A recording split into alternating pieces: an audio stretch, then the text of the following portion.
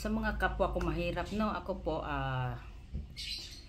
dati po ako mahirap, sobrang mahirap, anak ng mangingisda lang po, no. Pero yung kahirapan ko po, yun yung dahilan at yun yung rason ko kung bakit ako nag-ambisyon na yumaman, no. Okay? So most of people kasi ang kahirapan ginawa nilang dahilan na hindi nila magawa.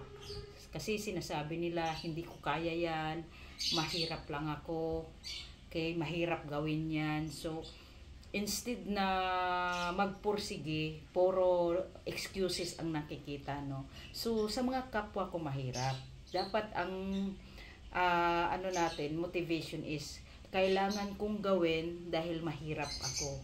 Kailangan kong umangat dahil mahirap ang magulang ko. Okay? So, kung makita natin yung kahirapan, yung pagod ng mukha ng mga magulang natin, dapat sapat na yun na motivation para tayo ay magpursiging mga anak na umasinso sa buhay.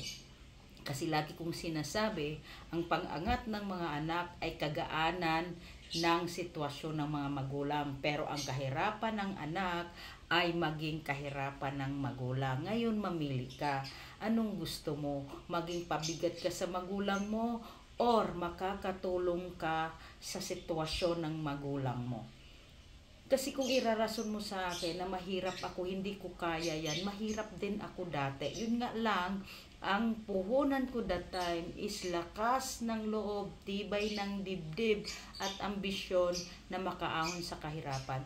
Hindi ko ginawang dahilan na pangit ako, pandak ako, bulol ako, probinsyana ako, anak ako ng mangingisda. Hindi ko iniisip yan. Wala akong pake kung pangit ako, wala akong pake kung bulol-bulol ako, wala akong pake kung pandak ako.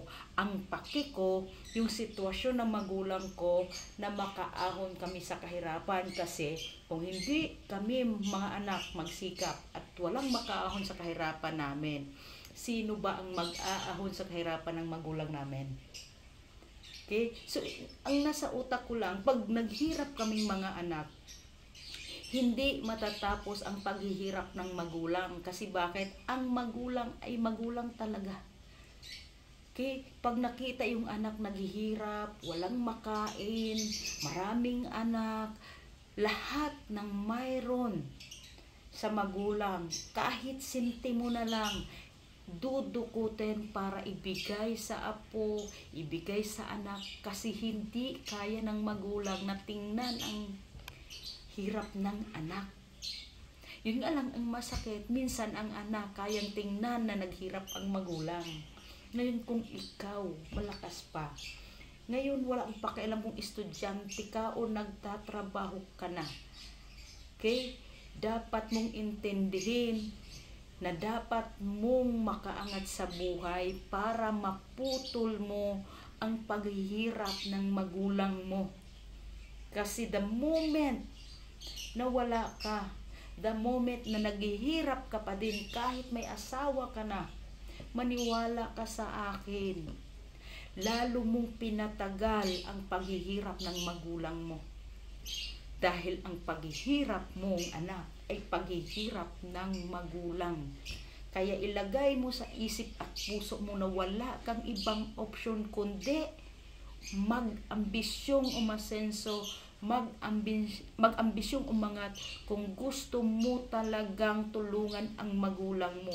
Huwag mo lang sabihin, kailangan mong gawin. Hindi lang sa pamagitan ng post na, I love you tatay, I love you nanay, happy Valentine's Day tatay, happy Valentine's, mahal na mahal ko kayo, pero hindi ka gumalaw, nagkulang ka ng gawa.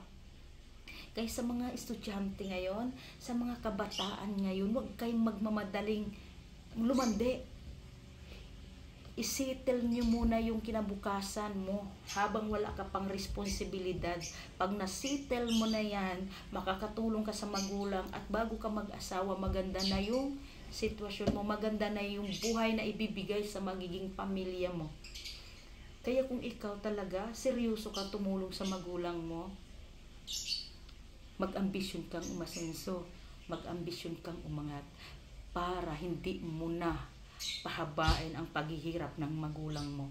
Kasi ang kaginhawaan mo ay kaginhawaan ng mga magulang mo at ang kahirapan mo ay kahirapan na rin ng magulang mo.